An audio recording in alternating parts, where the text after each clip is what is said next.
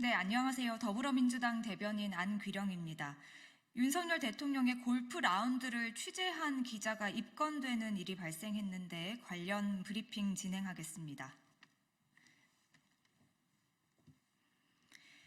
윤석열 대통령의 골프 논란, 국민의 물음에는 입국탓하고 언론의 보도는 입틀막합니까? 윤석열 대통령의 골프 라운드를 취재한 기자가 휴대폰을 강탈당하고 입건되는 일이 발생했습니다. 또 입틀막입니까? 해당 기자가 취재를 위해 대기하고 있던 골프장 앞은 평소 일반인들에게 공개된 장소에다가 당시에도 단풍 사진을 찍으려는 시민들이 자유롭게 드나들었다고 합니다. 금지구역에 들어간 것도 아닌데 대통령 경호처 직원들은 해당 기자의 휴대전화를 강탈했고 경찰은 입건에 나선 것입니다. 정부와 여당은 대통령이 골프를 칠 수 있는 것 아니냐고 강변했습니다. 그리도 떳떳한데 왜 기자의 휴대폰을 강탈하고 입건합니까? 거짓 해명과 추태 등 골프 논란에 대한 국민의 물음에는 입국탓하고 언론과 표현의 자유는 입틀막하는 윤석열 정권의 행태가 참으로 후안무치합니다. 불의의 참사로 국민들이 희생됐을 때도, 북한이 우리의 안보를 위협했을 때도 대통령은 골프를 쳤습니다. 분노한 국민들이 거리에 나섰을 때도 대통령은 골프채를 잡았습니다. 윤석열 대통령은 지금 이 순간에도 골프를 치고 있는 것은 아닙니까? 입틀막한다고 가려지지 않습니다.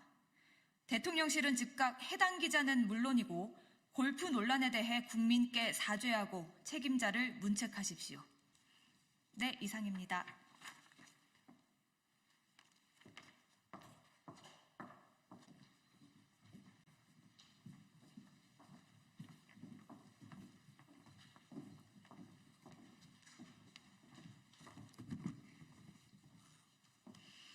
네, 안녕하십니까. 더불어민주당 검찰독재대책위원회 안귀령 위원입니다.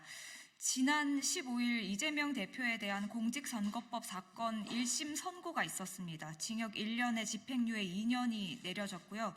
관련해서 더불어민주당 검찰독재대책위원회의 입장 발표가 있겠습니다. 먼저 참석하신 분들 소개해드리겠습니다. 한준호 위원장님 참석하셨습니다. 박균택 위원님 참석하셨습니다. 김남희 위원님 참석하셨습니다. 김동화 위원님 참석하셨습니다. 김문수 위원님 참석하셨습니다. 이용우 위원님 참석하셨습니다. 네, 이어서 기자회견문 낭독이 있겠습니다.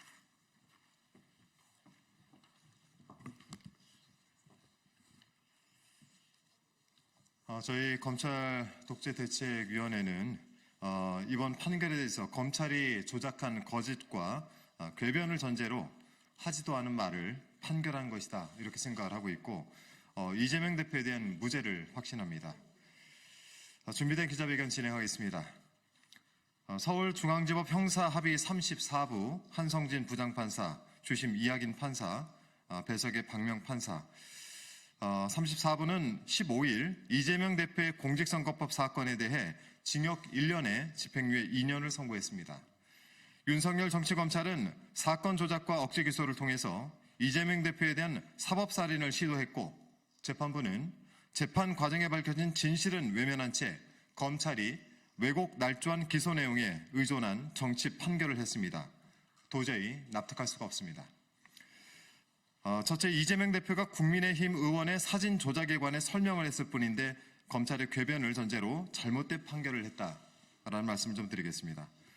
재판부는 이재명 대표가 해외 출장 기간 중 김문기와 골프를 치지 않았다는 것이 허위 사실이라고 판단을 했습니다. 그런데 이재명 대표는 김문기와 골프를 쳤다 안 쳤다 이 이야기를 한 적이 없습니다. 이재명 대표는 채널 A방송 이재명의 프로포즈 청년과의 대화에 출연해서 국민의힘 박수영 의원이 올린 사진이 조작된 것이라는 사실을 확인해 준 것뿐입니다. 2021년 12월 국민의힘 박수영 의원은 이재명 대표를 포함해 10명이 찍힌 단체 사진에서 4명 부분만 도려내 마치 4명이 골프를 친 것처럼 조작한 사진을 본인의 SNS 계정에 올려 여론몰이를 했습니다. 이에 이재명 대표는 이를 설명한 것인데 재판부는 검찰의 왜곡된 주장을 그대로 인정하면서 이재명 대표가 해외 출장 기간 중에 김문기와 골프를 치지 않았다는 것이라고 판단을 하였습니다. 해당 발언을 있는 그대로 판단하지 않고 경위나 목적 등을 제멋대로 추측해 이재명 대표가 하지도 않은 발언을 거짓이라고 자의적으로 판단한 것으로 이는 정치 검찰이 정치권과 야합한 결과를 재판부가 동조한 꼴입니다.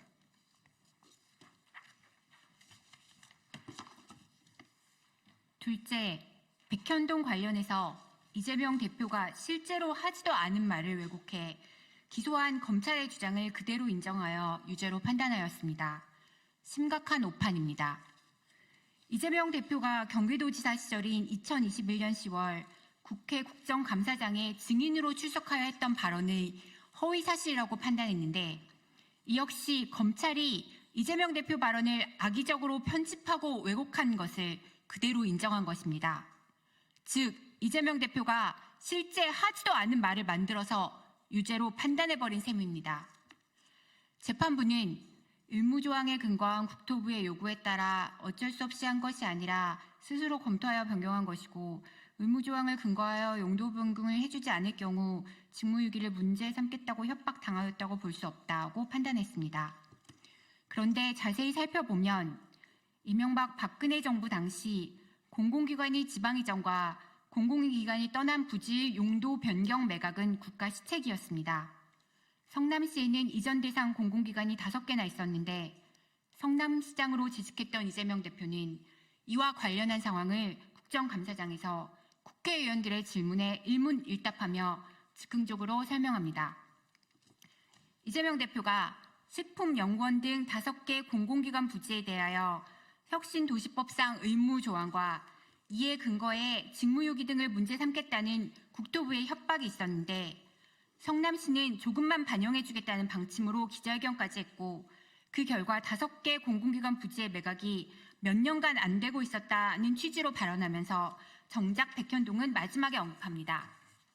나머지 백현 이 부분은 아파트 분양하겠다고 해서 저희가 해주지 않고 버티다가 국토부가 식품연구원에만 별도로 협조 요구 공문을 보냈는데 그것은 법률에 의한 요구여서 어쩔 수 없이 용도 변경해줬다고 말합니다. 그런데 이번 판결은 검찰이 중간 발언을 쏙 빼먹고 짜깁기해 기소한 것을 그대로 인용하여 판단했습니다. 이재명 대표가 말한 내용 전체를 대상으로 판단해야 함에도 앞부분에 언급한 의무조항, 맨 마지막에 용도 변경해줬다만 엮어서 의미가 완전히 달라진 발언이 허위라고 우긴 셈입니다. 당시 국정감사 발언 전체를 제대로 읽어보면 쉽게 파악할 수 있는 부분입니다. 해당 회의록을 검찰 독재대책위원회 유튜브 채널에 올려놓았으니 직접 눈으로 확인해 보시기 바랍니다. 그리고 당시 2013년 3월 22일 SBS 방송을 보더라도 당시 지방으로 본사를 옮기는 공기업이 가장 밀집해 있는 곳이 바로 성남 지역인데 성남시는 공기업이 이전하는 자리에 대기업 본사나 연구개발센터를 유치한다는 계획이었다. 하지만 당시 박근혜 정부는 성남시의 이런 입장을 크게 고려하지 않는다고 보도한 바 있습니다. 당시 분위기와 함께 되려 브로커가 개입할 것을 우려했던 상황도 엿볼 수 있습니다. 이렇듯 중앙부처와 성남시 사이에는 공공기관 이전을 둘러싸고 갈등이 심했었습니다. 이재명 당시 성남시장은 성남시의 베드타운화를 막고 자족도시로 만들고자 많은 노력을 하였습니다. 이에 성남시는 공공기관이 이전한 부지도 주거용이 아닌 업무용이나 상업용지로 활용할 계획을 가지고 있었으나 국토부와 식품연구원은 주거용으로 강력히 요구하고 있어 갈등이 발생하였던 것입니다. 국책사업이라 협조를 전혀 안 할 수가 없어 성남시에 조금이나마 도움이 되는 방향을 모색 부득이하게 준주거지역으로 절충하게 된 것입니다. 이런 상황은 여러 객관적 자료에서 확인되며 이재명 대표가 2021년 국정감사에서 했던 발언과도 일치합니다.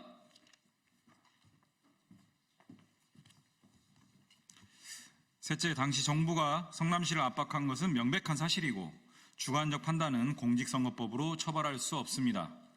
이재명 대표의 협박을 해서라는 말은 국토부가 성남시를 압박했던 그 당시의 분위기를 표현한 것입니다. 국토교통부가 협조 요청 공문을 수차례 보냈었고 백현동 식품연구원 부지를 특정해 보낸 공문도 3회나 있었습니다. 대통령 주재회의, 청와대 비서관 주재회의에서의 용도 변경 요구, 안행부의 이행실적 점검, 국책사업에 협조하지 않으면 직무유기로 문책한다는 국무총리 지시하달, 도시계획 공무원 소환 회의, TF 구성, 감사원의 매각 지연에 대한 감사 실시 등이 있던 상황에서 일개 기초지자체인 성남시가 압박을 느꼈을 것은 당연합니다. 그런데도 이번 판결은 검찰의 입맛에 맞는 일부 내용만을 가지고 협박을 당하였다고 볼 수 없다라고 판단했습니다. 더 심각한 것은 이재명 대표에게 유리한 법리적 판단은 아예 생략해버렸다는 점입니다. 공직선거법 처벌 대상은 후보자의 행위여야 하는데 협박을 해서든 협박을 당해서든 이는 후보자의 행위가 아닙니다.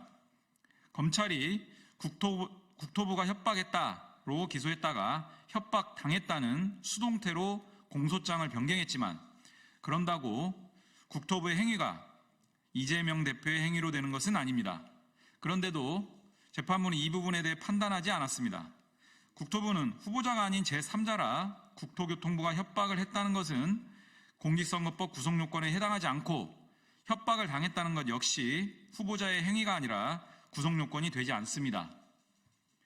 용도 변경의 이유를 따진 것이라면 행위의 동기는 주관적인 판단의 영역이라 후보자의 자질에 관한 공직선거법 영역이 아닙니다.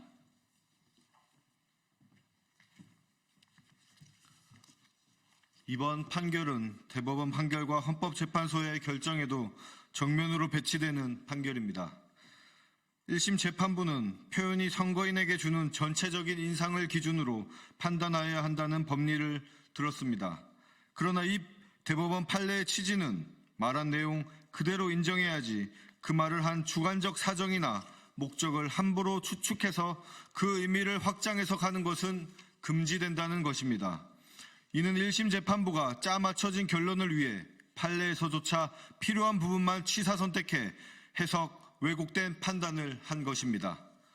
또한 헌법재판소는 해당 공직선거법 조항의 행위는 후보자의 자질, 능력과 관련된 것으로 한정된다는 결정을 한 바 있는데 이번 판결에서 이재명 대표를 유죄로 판단한 부분은 모두 이에 해당한다고 볼 수밖에 없습니다.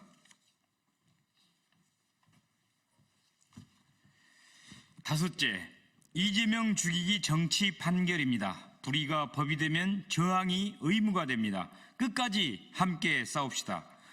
재판부는 3년 전 대선 과정에서 했던 말 한두 마디를 비틀고 증언을 취사 선택하여 판결함으로써 윤석열 정권을 견제할 유일한 대안인 제1야당 대표의 정치 생명에 심대한 타격을 주었습니다. 이번 판결은 정치검찰이 조작한 기소 내용을 근거로 삼았기 때문에 전제부터 잘못된 판단이고 인식의 영역을 처벌할 수 있음을 보여줌으로써 표현의 자유를 심각하게 위축시킬 판단입니다. 이는 윤석열, 김건희 국정농단으로 인한 정권의 위기 상황을 오직 이재명이라는 정적 제거와 제1야당인 민주당 탄압을 위해 모면해 보려는 치졸한 공작에 야합한 정치 판결인 것입니다. 이제 첫 번째 재판의 1심이 끝났을 뿐입니다. 오는 25일 두 번째 재판의 1심 선고가 있고 아직 재판이 시작되지 않은 사건도 있습니다. 남은 재판에서 사법부의 현명한 결정을 기대합니다. 역사는 거대하고 도도하게 흐릅니다. 오늘은 역사의 한 조각일 뿐입니다. 지금은 잠시 거꾸로 가는 것 같아도 역사는 항상 전진했음을 우리는 압니다. 불의가 법이 되면 저항이 의무가 됩니다. 우리는 이재명 대표를 중심으로 흔들림 없이 싸워 나갈 것입니다. 안개가 걷히면 반드시 실상이 드러난다는 사실을 잊지 맙시다. 앞으로 가야 할 길이 아무리 길고 고단하더라도 국민만 바라보며 인권과 민주주의를 위한 투쟁에 끝까지 함께합시다. 사필 규정할 것입니다. 2024년 11월 17일 더불어민주당 검찰독재 대책위원회. 네, 기자회견 중에 저희가 정정을 해야 될 부분이 하나 있어서 말씀 좀 드리겠습니다. 저희가 네 번째 저희 입장을 발표하면서 헌법재판소는 해당 공직선거법 조항의 행위는 후보자의 자질, 능력과 관련된 것으로 한정된다고 결정한 바 있는데 이번 판결에서 이재명 대표를 유죄로 판단한 부분은 모두 이에 해당한다고 볼 수 없습니다.로 정정을 하겠습니다. 이상입니다. 고맙습니다.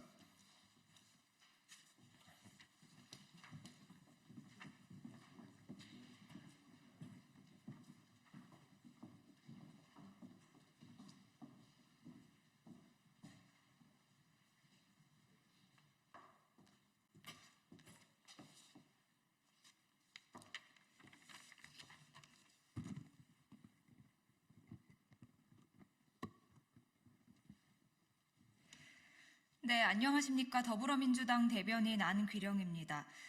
지난 국민의힘 대선 경선 이후에도 김건희 여사와 명태균 씨가 긴밀한 관계를 유지했다라는 정황과 관련한 브리핑 준비했습니다. 도대체 김건희 여사는 명태균 씨와 얼마나 긴밀한 관계를 유지한 것입니까?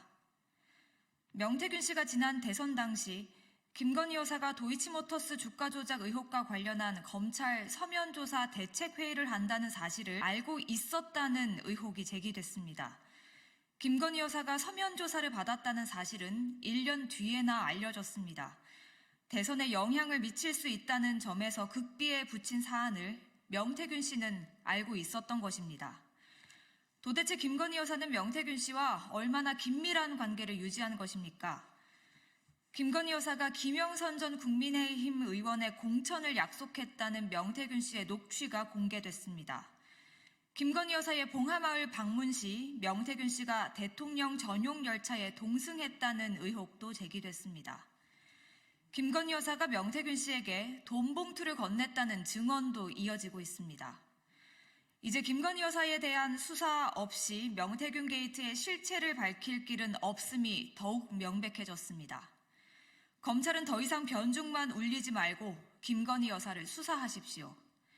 더불어민주당은 특검을 비롯한 모든 수단을 동원해 김건희 여사와 명태균 씨의 관계, 국정농단의 전모 등을 샅샅이 밝혀내겠습니다. 네, 이상입니다.